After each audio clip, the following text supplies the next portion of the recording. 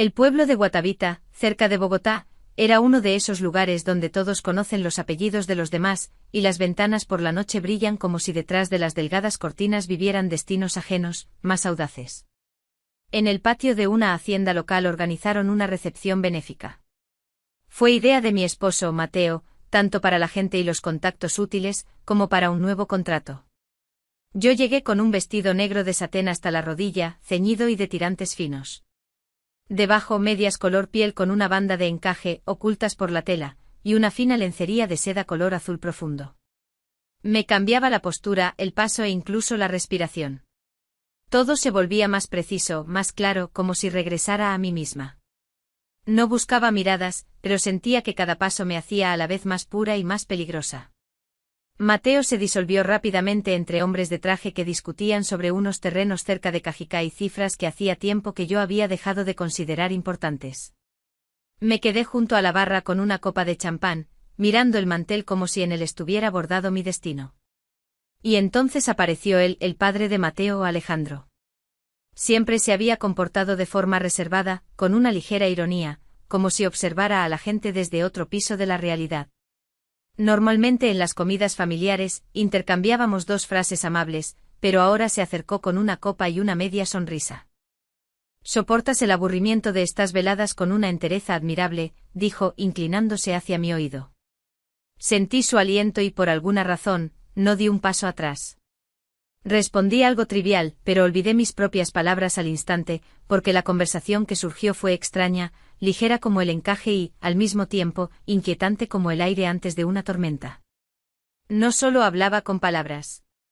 Sus pausas, su mirada, la forma en que sostenía la copa y se giraba ligeramente hacia mí con todo el cuerpo, construían una línea invisible entre nosotros por la que solo podíamos caminar los dos. En algún momento nos encontramos apartados de los demás, como si el salón hubiera desaparecido y la música se hubiera vuelto lejana.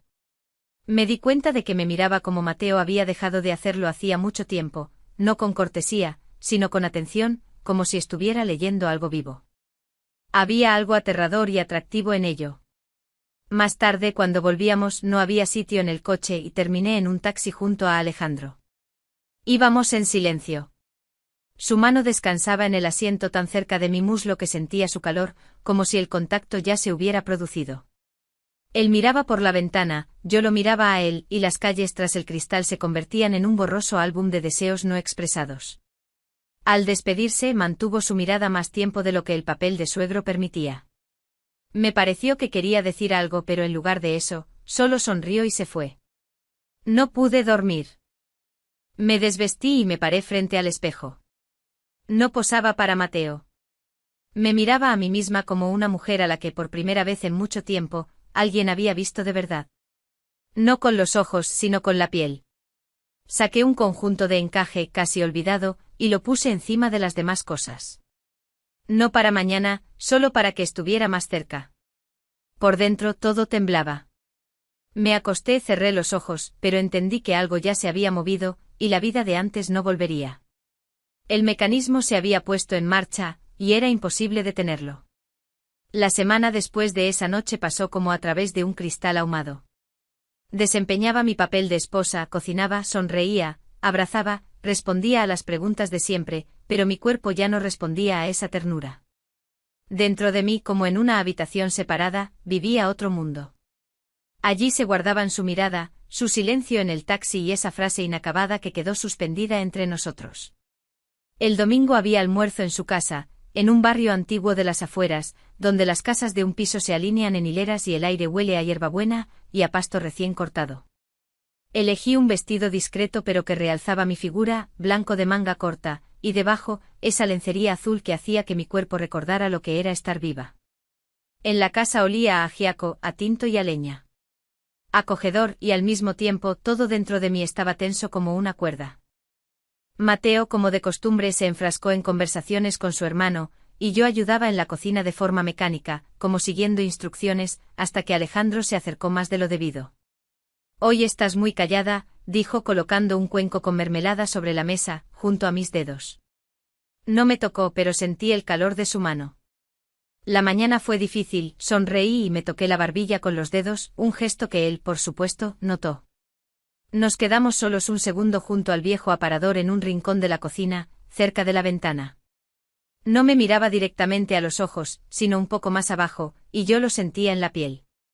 No se trataba de grosería ni de vulgaridad, sino del poder de la mirada.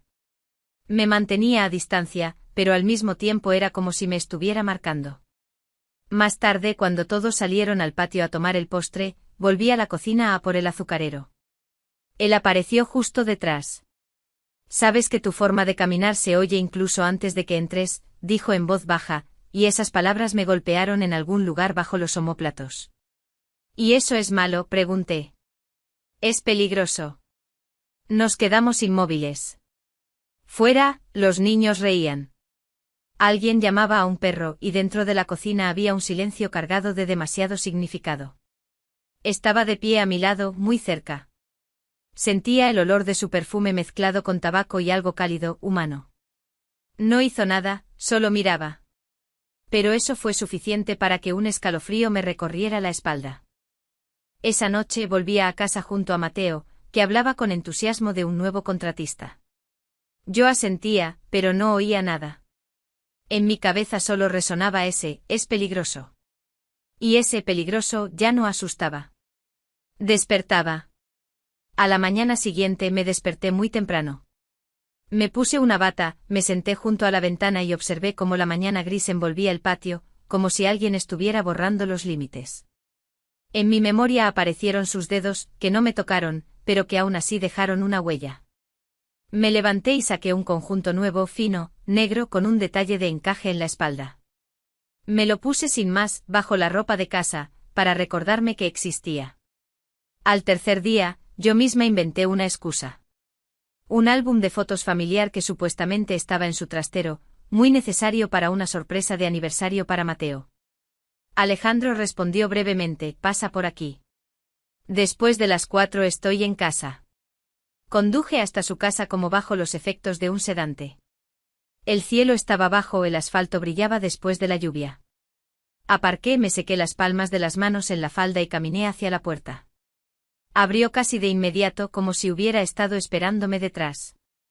Llevaba un suéter gris de cuello alto y olía a café y a algo peligroso. «Hola», suspiré. «Por el álbum», sonrió él. «Solo por eso», confirmé, aunque ya sabía que no era solo por eso.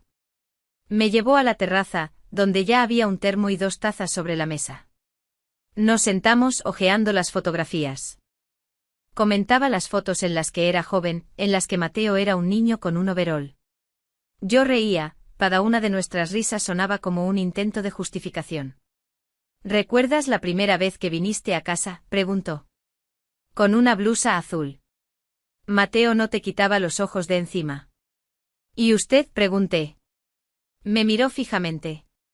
Yo entonces estaba casado y al parecer, era demasiado ciego. Se hizo el silencio por un segundo. Su mano estaba junto a la mía sobre la mesa. Sus dedos no se movían, pero esperaban.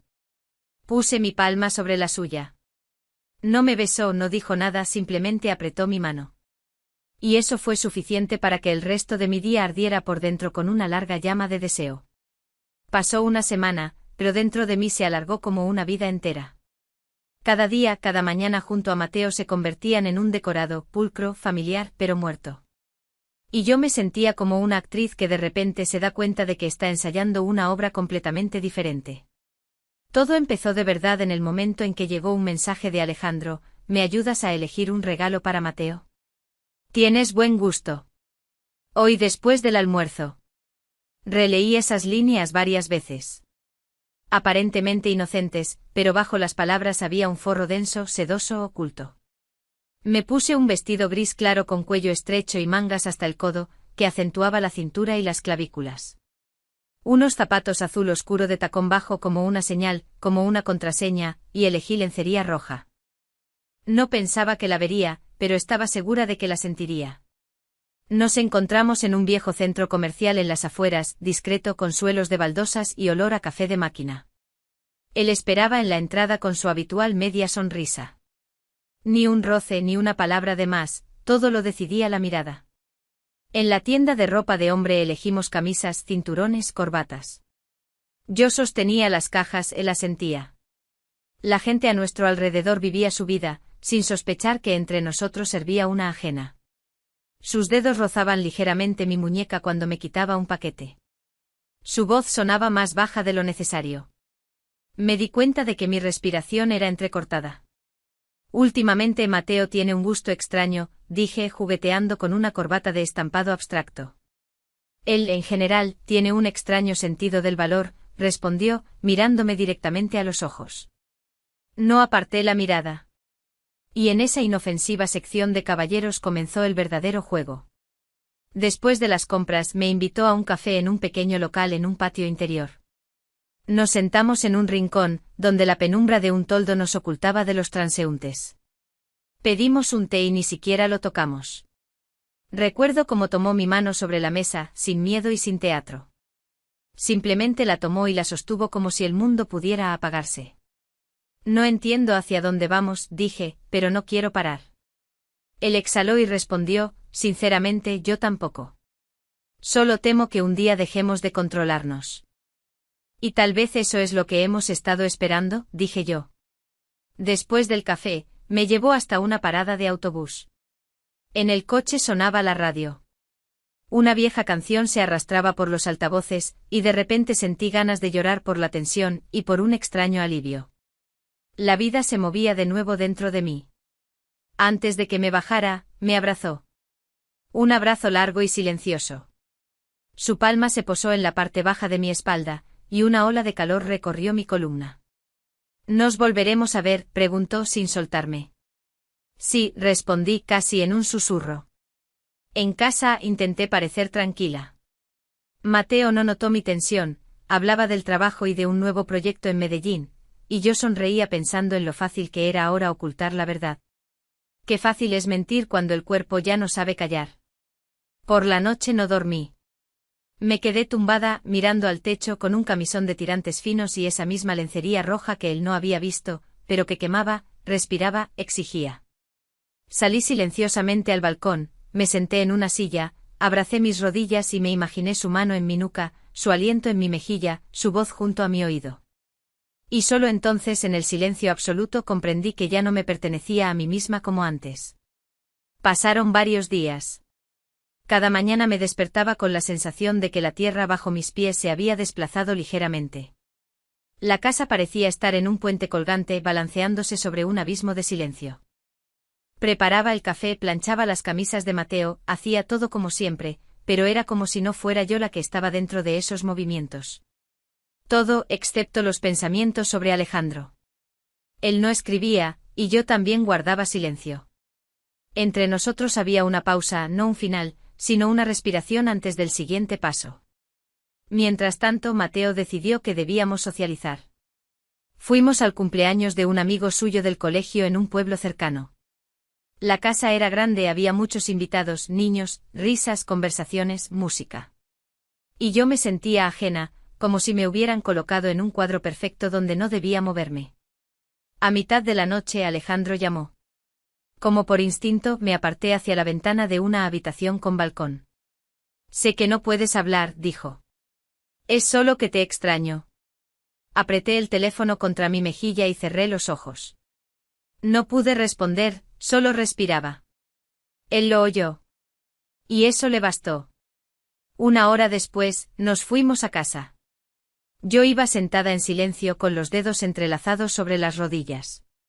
Mateo, cansado y contento, bromeó diciendo que su padre y yo últimamente estábamos mucho en contacto, y esas palabras golpearon mi pecho demasiado cerca de la verdad. Por la noche, cuando Mateo se durmió, volví a salir al balcón. Soplaba el viento. En el oscuro cristal de la ventana me vi a mí misma, con un camisón fino y el pelo revuelto. Ya no era la mujer que vive de las expectativas de los demás. Era yo misma, viva, peligrosa y por alguna razón, terriblemente sola. Al día siguiente llegó un mensaje: me voy a la finca un par de días. No habrá nadie. Si quieres, ven sin dar explicaciones. Solo ven. Lo leí unas 10 veces. No respondí de inmediato, simplemente empecé a prepararme. A Mateo le dije que iba a ver a una amiga a Villa de Leyva para desconectar. Ni siquiera hizo preguntas. La finca de Alejandro estaba apartada, cerca de un pequeño caserío entre colinas, Artemisa y silencio. La casa era de madera y antigua, con un huerto de cerezos y una puerta que chirriaba. Abrió la puerta con una camisa por fuera y unos vaqueros, con una ligera barba y el pelo un poco alborotado. En ese momento, no era el padre de mi marido, era simplemente un hombre que me estaba esperando. Pensé que no vendrías, dijo sin apartar la mirada. Yo también, respondí. Pero aquí estoy. No nos abalanzamos el uno sobre el otro. Nos sentamos en el porche, bebimos té con miel, comimos mermelada de serva. El viento movía la cortina. Él hablaba de un libro que estaba releyendo, yo de lo cansada que estaba del ruido de la ciudad. Hablábamos con calma, pero entre nuestros cuerpos había un calor intenso. Más tarde me llevó al jardín. Allí crecía un viejo manzano y colgaba un columpio, una tabla sobre unas cuerdas. Siéntate, dijo. Me senté. El viento jugaba con el bajo de mi vestido. Se colocó detrás de mí, agarró las cuerdas y me meció lentamente. Sus manos casi rozaban mis caderas. Había algo antiguo, prohibido y dulce en ese movimiento. Me balanceaba con la cabeza echada hacia atrás, sintiendo como mi pecho se tensaba bajo la tela, como mi respiración se volvía entrecortada. Detuvo el columpio, se inclinó y susurró, si te beso ahora, todo cambiará. Giré la cabeza sin levantarme. Todo ha cambiado ya, dije. No me besó, solo pasó una mano por mi pelo y entró en la casa. Y comprendí que esa noche sería la más larga de mi vida. La noche en la finca resonaba con el silencio. No dormí. Yacía en una vieja cama con el cabecero tallado, sobre sábanas que olían a jabón y madera. La lámpara de la mesita de noche ardía débilmente, la ventana estaba entreabierta y el aire se sentía húmedo como una caricia. Alejandro estaba en la habitación de al lado. No nos habíamos dicho una palabra desde el jardín, pero lo sentía en cada uno de sus pasos por la casa, en cada crujido del suelo, en cada suspiro tras la pared. Me puse un fino camisón blanco con un encaje en el pecho. El pelo se me desparramó por los hombros. Me miré en el espejo y de repente sentí, soy una extraña para mí misma y a la vez, por primera vez en años, soy auténtica. Llamó a la puerta 2 veces. Suavemente. Me acerqué y abrí. No dijo nada, entró y se detuvo. No tenía intención de empezó y se interrumpió. Yo tampoco, dije, pero aquí estamos. Deslizó una mano por mi hombro lenta, contenidamente y esa caricia se convirtió en el punto de no retorno. Me atrajo hacia él, no con brusquedad ni violencia, sino con seguridad, como un hombre que por fin ha dejado de discutir consigo mismo. Sentí su aliento en mi cuello, sus palmas en mi espalda, deslizándose más abajo. Me levantó la barbilla y me miró a los ojos. Su mirada no era depredadora, sino concentrada, casi dolorosa. Si empezamos, ya no podremos parar, dijo. Hace mucho que no quiero parar, respondí. Después de eso, las palabras se acabaron. Me besó lentamente sin prisa. Fue un beso cálido, adulto, lleno de ansiedad y alivio. Me tocaba como si fuera un secreto que no se puede pronunciar en voz alta.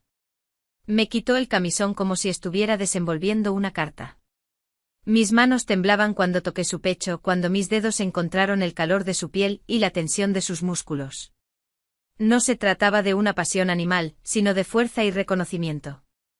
Alguien que te ve no como una esposa, no como un papel, sino como una mujer. Me cubrió con su cuerpo como una sombra. Sus movimientos eran silenciosos, precisos.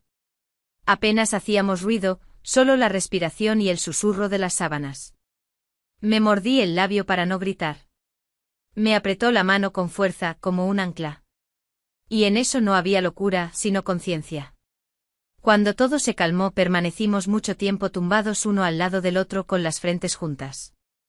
Él me acariciaba el muslo como para comprobar que no había desaparecido. Yo escuchaba su corazón, y él mi respiración. Te das cuenta de que esto no va a ser fácil, ¿verdad?, dijo por fin. Me doy cuenta, respondí. Y esto ya no se puede desver. Por la mañana me fui. Él no me pidió que me quedara. Yo no le pedí que me retuviera. En casa, yo estaba como siempre.